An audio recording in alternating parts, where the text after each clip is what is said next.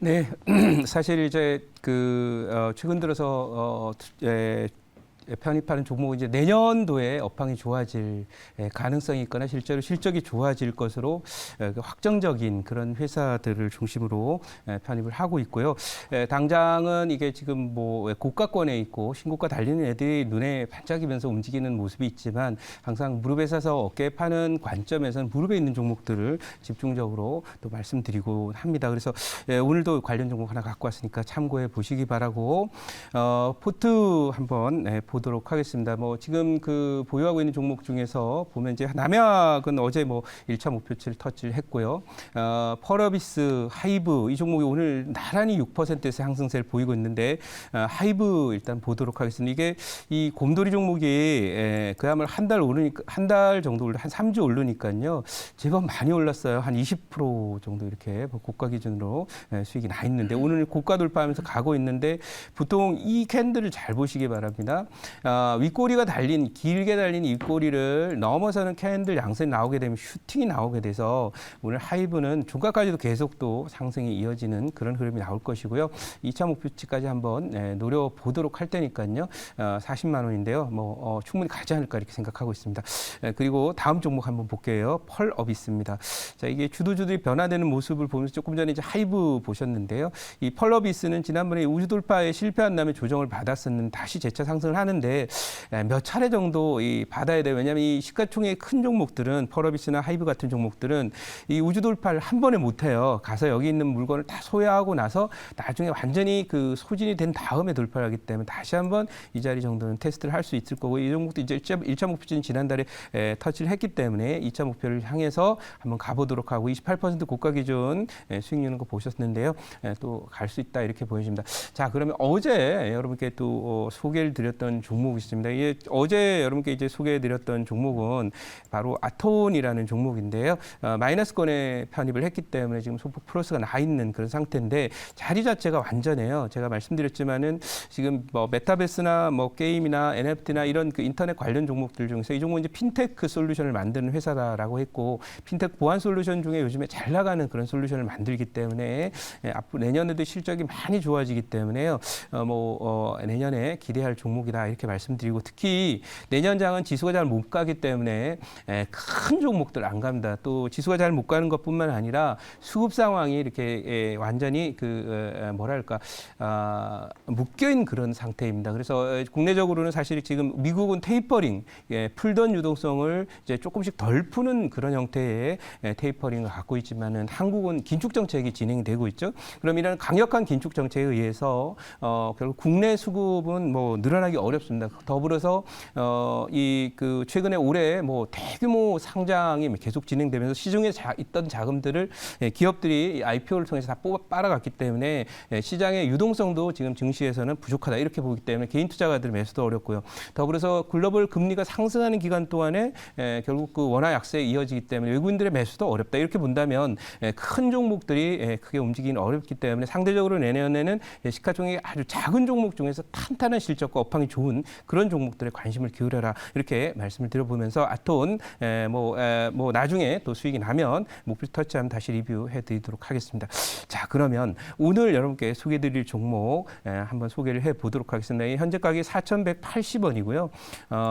이 종목은 이제 제가 말씀드렸죠. 최근 편입하는 것은 내년에 업황이 좋아지는 게 확실하다. 특히 제가 말씀드린 대로 투자가 내년에 급중되는 섹터에 주목하자 이런 얘기를 하고 있는데 이미 경기의 흐름 자체는 조금 어려워지는 그런 구조이기 때문에 경기가 어렵다면 결국은 그 경기와는 상관없이 실적이 좋아지는 그런 섹터들은 결국 뭐 기업의 대규모 투자가 나온다든지 또는 국가의 대규모 투자가 나오는 그런 쪽에서 아마 업황이 좋아지지 않겠나 이렇게 생각을 하고 있고 어제까지는 지난번에 반도체 종목들 말씀드리면서 삼성전자의 반도체 투자가 내년에 본격적으로 진행되기 때문에 내년에 이 반도체 장비 업체들이 좋을 것이다. 그리고 일부 기사에서는 소위 미국의 반도체 장비주들도 오를 것이다 이런 얘기를 하고 있는데요. 뭐 오늘 제가 이제 그 소개드린 것은 어쨌든 지금 오늘 그 야권에서 또 대선 후보가 이제 소위 결정이 나게 되어 있습니다. 그래서 관련해서 어차피 내년도에는 뭐 투자적 관점, 정부 투자 관점에서 가장 강력하게 투자가 들어올 수 있는 부분은 결국 주택 공급이다 이렇게 보고 있기 때문에 뭐 공약에서도 나타나겠지만 실제로 이제 사실 이번에 주택 가격 상승을 잡지 못했던 가장 중요한 요인은 시장 경제 원리, 수요 공급 법칙에 반하는 그런 그 소위 수요 억제책을 뭐 수요 억제책은 과거 참고로 말씀드리면 이 시장 경제가 만들어진 이후에 한 번도 성공해 보지 못했던 그런 정책인데요. 그런데 그 정책을 5년 동안 꾸준히 진행하면서 오히려 주택 가격을 폭등을 시켰다. 그러면 결국 답은 수요 공급 곡선에 따라서 공급을 늘리는 대안이 나오게 될 것이다. 그래서 그런 관점에서 공급이 확장되면 내년 강력한 뭐 대통령이 바뀌게 되면 어쨌든 할 수밖에 없는 거기 때문에 내년 본격적으로 이제 막 그 주택 공급 대책들이 발표되고 예산이나 자원이 투입되는 그 시점에 여러분들이 사면 벌써 주가는 저 위에 올라 있을 거예요. 그래서 지금 이제 이 시점이 바닥도 잘 만들어진 상황이라서 오늘 종목 하나 편입을 하도록 하고 그게 바로 벽산이라는 종목이다 이렇게 말씀을 드리고요. 자 그러면 준비한 자료를 잠깐 보고 가도록 하겠습니다. 자 일단 뭐 제가 오늘 말씀드린 대로 삼성전자도 투자를 지금 하고 있는 게 아니라 투자가 내년에 계획이 돼 있는 거고요. 또 내년에 주택공급도 지금 하고 있는 게 아니라 내년 후년에 계획이 돼 있는 그 할 수밖에 없는 그런 상황이라는 점 참고해서 말씀을 드리고 이미 서울시는 이렇게 스피드 주택 공급 여기 스피드가 중요한 겁니다. 이게 그만큼 급하다라는 거예요. 사실 그 주택 공급 주택 가격 상승 요인 뭐 여러 가지 분석들이 있지만 뭐 이거 고등학교 교과서에 나오는 거고요. 적어도 이제 뭐 우리가 의무 교육이기 때문에 대부분 고등학교는 다 졸업을 하셨으리라고 보는데 그 수요 공급 법칙에 따라서 당연히 주택 공급을 늘리지 않으면 가격을 잡을 수 없습니다. 그러니까 결국 지금까지 한 5년 동안 주택 정책이 이제 결국 잘 안 된다는 걸 알았기 때문에 다음에는 그 대선 대통령이 뭐 여당이 되든 여당이 되든 상관없이 주택 공급 정책은 뭐 거의 확정돼 있다시피 한 거니까 내년에 투자가 많이 집중된 섹터에 당연히 업황이 좋아지고 관련 투자 집중됐을 때 수요가 늘어날 그런 또 종목들 실적이 좋아질 종목들 관심 두는 것이 당연하다 이렇게 보이고요. 이미 여기 나와 있죠.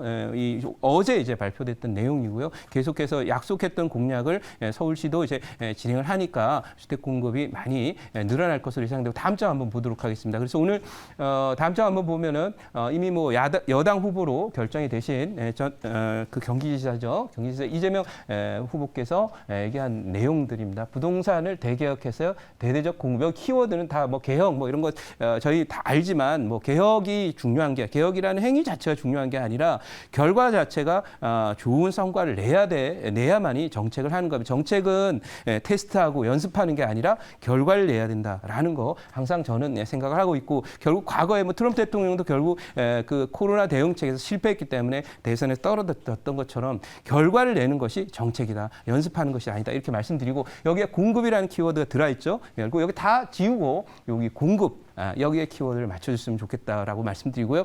다음 장 한번 보도록 하겠습니다. 자, 여기 또 지금 그 윤석열 후보 저 아직 뭐 확정은 안 됐습니다만은 집값 걱정 없게 하겠다라고 했고요. 여기도 공급이에요. 그러니까 두 쪽 야당과 여당이 모두 이제는 5년 동안 거의 공급을 안 했기 때문에 당연히 공급 중시 정책이 나올 수 있다. 그래서 주택 공급 중시 정책과 관련된 다음 대통령의 미션이 이제 주어졌기 때문에 지금 사실은 관련 종목들을 잘 뽑아놔야 되는데요.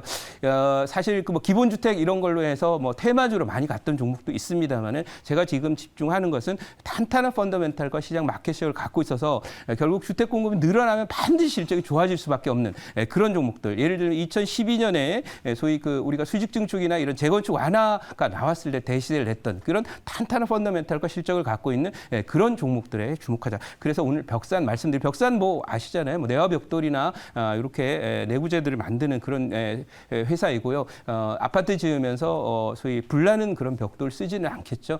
결국 내구성이 좋고 화재에 강한 그런 벽돌을 만드는 우리나라 1위 회사입니다. 그러니까 당연히 아파트 지으면 그 벽돌은 들어가게 돼 있다. 이렇게 말씀드리면서 실적도 좋아지겠죠. 그래서 미리 좀 사보자. 자, 제자리로 가서 질문 받아보겠습니다. 네. 뭐 저도 지금 정책 관련주 좀 가지고 나왔는데요. 네. 먼저 뭐 벽산 뭐 좋은 종목이라고 생각을 합니다. 네. 뭐 개인적으로 이것도 저 오늘 봤거든요. 네. 근데 우선은 사실 정책주 중에서 네. 부동산 관련주는 네. 지금 여당 후보나 야당 후보나 정책이 공통점입니다. 그래서 다 이 부동산 민심이 천심이라고 네. 부동산을 또 어떻게 잡느냐가 또 다음 정부의 네. 이 핵심 어떤 정권 유지나 아니면은 지지율의 핵심 정책이라고 보고 있는데요. 네. 그러면 우리 지금 이제 보수 정권과 네. 그다음에 진보 정권에 네. 뭐 이제 주택 공급 자체는 거의 비슷하잖아요. 근데 네네. 어떤 좀 다른 차이점을 좀 말씀해 주실 수 있을까요? 네, 일단은 민주당 현재 네. 여권은 주택 정책 규제 중심의 정책입니다. 그러니까 뭐든 정부가 다 알아서 하겠다라고 하는 그런 쪽이고 수요를 조절하려고 합니다. 이 네네. 대한민국의 인간의 과거의 인류 역사에서 이 인간의 욕망이 조절되는 사례는 없고요. 또 시장에서 가격 결정은 항상 욕망에 의해서 생겨나기도 하고 수요 공급에 의해서 생겨나는 건데 그걸 조절할 수 있다고 하는 그런 컨셉에서 접근하고 있어요. 그래서 규제 중심적인 그런 관점이기 때문에 이 결정적인 차이라고 한다면 여당의 정책은 뭐 예를 들면 이 세제 혜택을 바꾼다든지 여러 부동산 정책을 계속해서 이게 규제를 중심으로 해서 수요가 못 늘어나게 하는 쪽에 사실은 포커싱을 맞추고 있고 지금까지 그렇게 해왔고요. 근데 그게 이제 안 먹히기 때문에 공급 중시 정책을 펴긴 하겠지만 제가 판단을 거기서도 아마도 임대주택이나 이런 걸 중심으로 가지 않겠나 이렇게 생각을 하고 있고요. 여당은 당연하죠. 왜 정부가 뭘 다 해야 되니까요. 그리고 야당의 경우에는 시장 중심적인 정책이다. 그래서 그런 관점에서 볼 때 뭐 규제 다 풀어주고 그리고 사실 서울도 마찬가지입니다. 제가 이런 얘기를 들어본 적이 있는데 서울에 뭐 예를 들면 수직 증축이라든지 또는 뭐 여러 가지 그린벨트라든지 이런 또 군사 보호 지역이라든지 이런 부분에 규제를 푸는 데 있어서 상당히 애로를 겪고 있는데요. 사실 이런 부분과 관련된 규제는 결국 풀어줘야 된다 저는 생각을 해요. 예를 들면 서울에 전부 아파트만 있는 건 아니고요. 아직도 단층짜리, 3층짜리, 4층짜리들이 많이 있다 이거예요. 그래서 군사적인 목적 때문에 고도 제한이 뭐 있다든지 이런 부분이 굉장히 많은데 사실 쓸데없는 규제라고 생각합니다. 그게 있기 때문에 스카이라인이 아름답다? 그것도 전혀 맞지도 않은 그런 얘기고요. 그래서 이런 낡은 시절 70년대 만들었던 그런 주택과 관련된 부동산 개발과 관련된 규제들은 과감히 풀 필요가 있는데 아무튼 두 가지를 결정적으로 말씀드린다면 야당의 경우에는 시장 중심이기 때문에 규제를 없애는 방향이고 여당의 경우는 적극적으로 시장에 개입해서 뭐 이것도 시어머니처럼 이제 다 하는 그런 정책이 될 것이다. 이렇게 말씀드리고 제가 뭐 이 두 정책이 어느 게 더 유리하다. 맞다 이렇게 말씀드린 것은 아니고 정책적인 특징을 말씀드리면 그렇다 이렇게 말씀드리도록 하고요. 그런 점에서 임대주택 짓는데도 당연히 벽돌 들어갈 거고요. 제 관점에서는 또 뭐 소위 수익 증축이나 이런 거에 새로운 아파트 지으면서 또 판매를 목적으로 짓는 주택도 벽돌은 들어가야 될 것이다 이렇게 말씀드리면서 오늘 벽산에 대한 목표치는 1차 목표치 6,000원, 2차 목표치는 8,000원, 손절가는 3,800원으로 대응하도록 하겠습니다.